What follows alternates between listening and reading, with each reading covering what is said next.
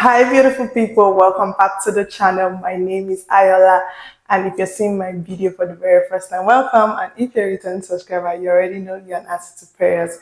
I'm a Nigerian YouTuber based in Texas, and of course, I am an international student. Today's video is also for my international students or aspiring international students. You know I love you all so much. And yes, I'm wondering how I have not spoken about this before. Like how? So how am I expecting you to pack your bags and come to the US for school or go for a visa interview or write an exam when you don't even know how to apply to a school? So if you have the dream of coming to the United States for your education, either your master's program or a bachelor's program, I think this is a video you should watch. I'm currently documenting all my experiences in postgrad, and I'm just experiencing new things in a new country, and I decided to share it with you all on this channel. Moving on, first things first, how do I find a school? That's like one of the biggest questions I've ever had to like deal with recently, because I started taking on mock interviews for people for their visa interview. So if you're interested in that, I'm going to put my Instagram handle in the description box or my email address. So, and my email address. So you could check it out and send me a message if you want a one-on-one. I'm not an expert, just know that, and I don't give visas, but I kind of have a good idea at what is being asked and just to coach you on how to talk to someone else that you don't know necessarily. So yes, send me a mail if you're interested in that one-on-one section. I definitely will let you know if it's something I'm going to do.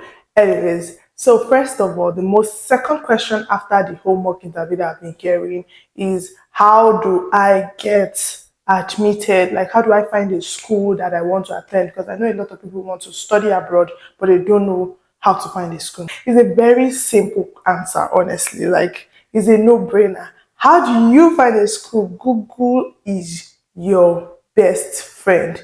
This is not a free ad for Google, because Google needs no introduction. He who needs no introduction, that's what Google should be called. So Google is legit your best friend. How did I find my school? Honestly speaking, my first school was suggested to me by a family friend, which is also good. It's a good way to find schools too. Like if you know somebody that attends a school already and for that reason you want to attend that place, it's a good way. But the major way to find a school is through Google. My second school, I honestly found it through Google. Through Google. So now we are going to head to the question of how do I, because there's a whole wild library of information available to you on Google, and I understand that you might not be able to know what to check for and all that. So I always tell people first, where do you want to school? In regards to location. See, location is very important. The US is a very big place, 52 countries, and it's a lot, different weather, different time zones. And I'm just thinking in my head, if you want to study abroad, have you ever considered like, okay, where exactly do I want to study in the US? Which country appeals to you? For whatever reason, it might just be because of your fantasies, and it might just honestly be because you've heard somebody talk about the place and you love the place. Or New York is a bubbling place. New York has New York Film Academy. Whatever it is that makes you think you like a place, it should be on your list. So I would say, first things first, where do you want to study? Do you want to study in California? Do you want to study in Oklahoma? Like there's a long list of 52 countries that is available to you. So which country do you want to study in? If you know that, and even if you don't know that, this is a way to find out. So if you are going for a medical course, you could just go on Google and type in, before you start this process, I suggest you have a notepad either on your laptop or on your, even if it's a notebook. So I'm old school, I use a notebook and a pen. So it's a lot of work when you use that. But now if you're using your phone notepad and your system spreadsheet, it won't be so hard. But if you're like me, you want to do it the old fashioned way, I suggest you pick up your notebook and be ready to write. So you go on Google and you type in top 10 schools in the US for medicine, or top 10 schools in the US for accounting. And trust me, Google is going to give you the top 10. And when you check through the top 10 and you see that these schools are not in the location I like. You can decide to make it smaller by saying top 10 schools in Texas, top 10 schools that offers accounting, either as a BSc or as a master's. You know what you're doing. You just put that in Google, and Google will give you the options. And there's another way. There are three different kind of schools. If you don't know, before I go to the second point, let me mention that there are three different kind of schools. They are the top tier schools, like the high ranking schools. They are these moderately okay schools, and they are the safe schools. How do you know your top tier schools? So schools like Harvard, schools like Oxford, they are like a long list. Pristine, I think that's the name. Pristine. They are like top tier schools that they only have acceptance rate of maybe 10 to 20%. So if you know that that's what you want, well, I don't know how you want to get into those schools, but it's very advisable that you have three kind of schools when you're trying to look for schools. So first things first, you look for the top tier schools, and that's very easy to find. Just put it on Google, top tier schools for medicine. It's going to give you John Hopkins. And like it's going to give you the list of like top 10 schools for medicine. Then if you finish with that, you pick the out of the top 10, you pick your choice. Then you move ahead to, top 20 or top 50 schools. And this will time around, you probably would want to put top 50 schools in medicine that are not too expensive. But for whatever thing you want to put it will give you the list of schools. And these moderate schools usually have acceptance rates of about 40% to 50 to 60%.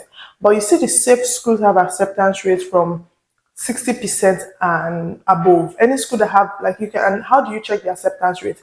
Once you click on Google, once you click on the school, you click on their website, you would see it there. They don't hide information for you, so you don't need to be worried if you would see what you are looking for. It's there on Google. That's why I'm saying that Google is your best bet.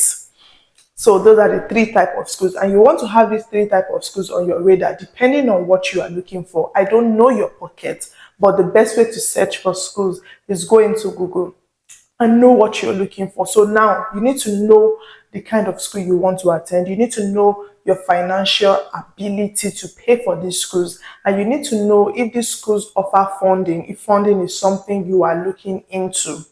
And you also need to know that because the acceptance rate is very high does not mean you will get in.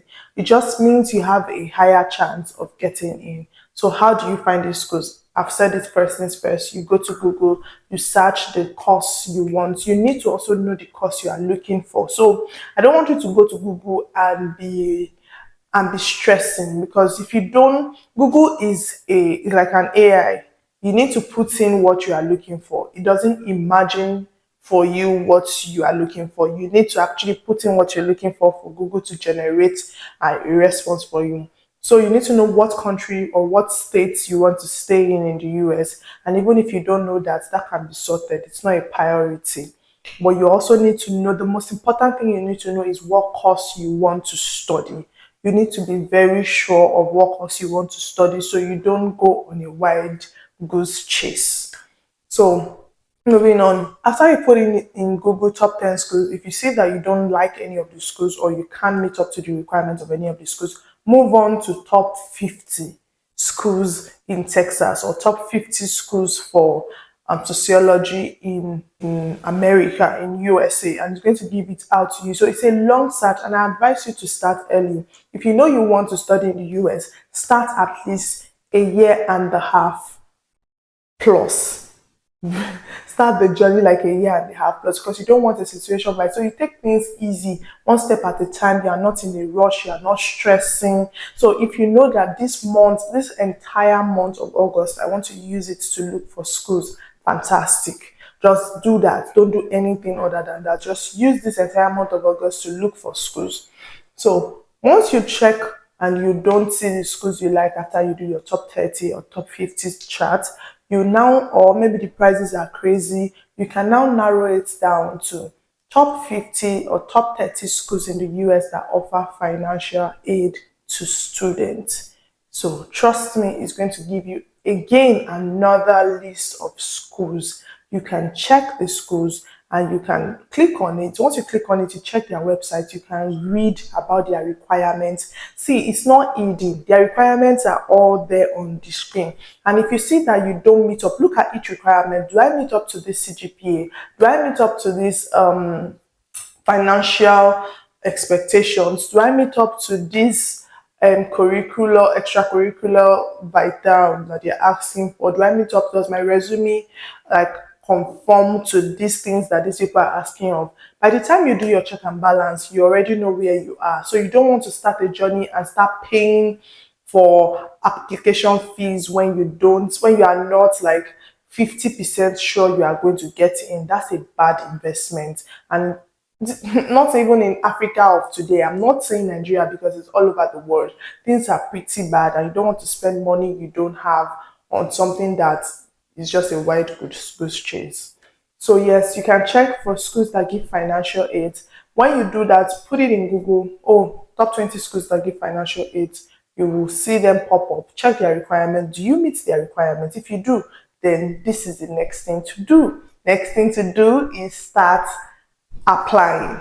If you meet the requirement, just know that money is involved. You need to start applying. And when you start applying, application fee is between $50 to $70. So that's a lot of money. And you need to apply to maybe 4 schools, 3 schools, depending on how confident you are in getting an admission or how confident you are in the places you have picked. So if you're applying to 3 schools, that means you need $60, $60, $60 money. So this is the part where when you are searching for school, be prepared to pay for application fee. There are some schools that are free. They waive application fee for international students. If you want to let your application fee be waived, even though I don't entirely recommend it, because it means if you are waiving application fee, what's the probability that you'll be able to pay for your fees?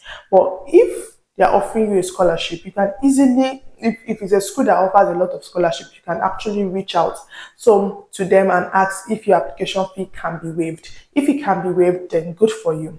And the next thing is when you're checking the requirements, make sure if there is an exam needed. Some schools don't require exams, which is great, but some schools outrightly tell you that you need to write these exams, or some courses demand some exams. You need to write those exams. If not, don't bother applying.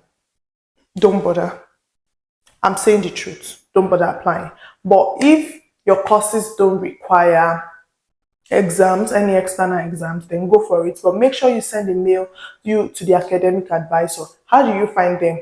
On their website. So when you click on the school's website, you would see the admissions requirements, and under it, you will see an admission office and their email address, and you would also see their phone number. So 2 things. I love the email address system. It makes sense. You send a mail, they respond. But in my case, there was a time I wasn't getting response on time. And these people are not like us in Africa. They actually respond to their mail. But for whatever reason that they don't respond to you, please call them. It's a lot of money. So when I want to call international office back in Nigeria, I actually load airtime, like 500 naira airtime, just because I know that I want to call international office, because they put you on hold. It's a whole process. They say, okay, let me check back. I'll get back to you. Can you hold the line? So it's a long process and your money will be burning. So please buy at least 500 naira airtime to start the calling. Let the calling begin. So if you're not getting your reply to your mail in good timing, you can actually call them. So moving on, speak to the international advisor if they are waiving application fee, if any exam is required, and if you don't understand anything that is being written in your school requirements, you are allowed to ask question. Ask. I don't understand this thing. Do you people require this thing? I didn't see this thing on your website. What can I do? These people are very, very much willing to help. So just go straight ahead and send that mail today. And for funding, there are 2 different kinds of funding. There is this funding that, especially in the US, it comes in form of teaching assistant or research or GA. It's like graduate assistant or research assistant. So one is the one that you actually have to teach students, like you assist a lecturer to teach students. Another one is usually research based. So maybe you are doing a kind of research that's linked to another professor, and you just you work with the professor on the research. So whatever kind of scholarship you get, they all have the benefit of giving you either a total tuition waiver or a partial tuition waiver, meaning one can scrap out all your school fees and another one will only scrap out part of your school fees. So when they are giving you a scholarship, please know the kind of scholarship you are getting. Know if you are getting a free ride or you are getting a partial funding. So you don't go to the embassy and go and fumble. Be very much aware of what's going on. Moving on, that's the easy way to find school. Honestly, the only way to find school is by going to Google, or you probably attend webinars, you attend all these study abroad talk shows that help you to find school. But that's a long route. You have Google at your disposal, and I will always recommend Google any day, anytime. Tested and trusted. So please go on Google and start it today. And don't forget, one of the most important lessons you have to take from this is a step-by-step process. If you decide to take 2 months to look for schools, it is not too much. That's the truth. You don't want to hear it, but that's the truth. You want to rush and leave, it's not going to help you because you might not get the best available result. Take your time, take at least 2 months to look for schools. Be willing to send those mails, and you don't have to send different mails at every time. The only thing is, if you're sending a mail to another school, don't forget to change the heading, don't forget to change the school name so that you would not be creating blunders, and make sure your emails are error free, or give it to someone else to help you proofread before sending them out. So here's to answer the most popular question: how do I find a school? How do I find a US school for the course I want to study? Dear brethren, Google. Google. Google. Do you need to pay any agents to find you a school? Absolutely not. If you have the money and maybe you don't have time to search for a school for yourself, of course. But trust me, some agents already have affiliation with a lot of schools here, or some schools here, and they will only put you in any school of their choice. Or they'll pick courses for you, they'll pick schools for you that are not necessarily in your interest, but in their interest. They're picking it because they have affiliation with those schools, and it's easy for them to get admission. And sometimes they don't even send in the right documents. I've had situations where talking to somebody about the application process, and she's telling me, oh, our agent didn't send in some documents we were supposed to send in. She only realized later when they rejected her. She sent them a mail, oh, why was I rejected? And they told her the reason, oh, we didn't get this document, we didn't get that document. It does not make sense. So you don't, if you really want, it's a lot of hard work. So if you want this, you should be ready to put in the work. So I don't think you should use an agent, but if you have to use an agent, make sure that your agent is doing the things your agent is supposed to do. Application process is the easiest process there is. So I don't think an agent is so important. Getting an admission is one of the easiest process to this entire international student journey. Every other one might require external help, but this particular one is something you need to put your head on the ground and do it yourself. So if you want to get an agent, I'm not saying you shouldn't. Please do go ahead. But if you really don't have the money to spare, because you need that money to write exams, you need that money to pay for application fee, I suggest you do these things yourself and not involve somebody external. So I hope with this viewpoint of mine, I've been able to tell you how to actually apply to schools in the US and how to find them. If you don't understand any of what I just said, don't worry about it. I'm very much willing to help.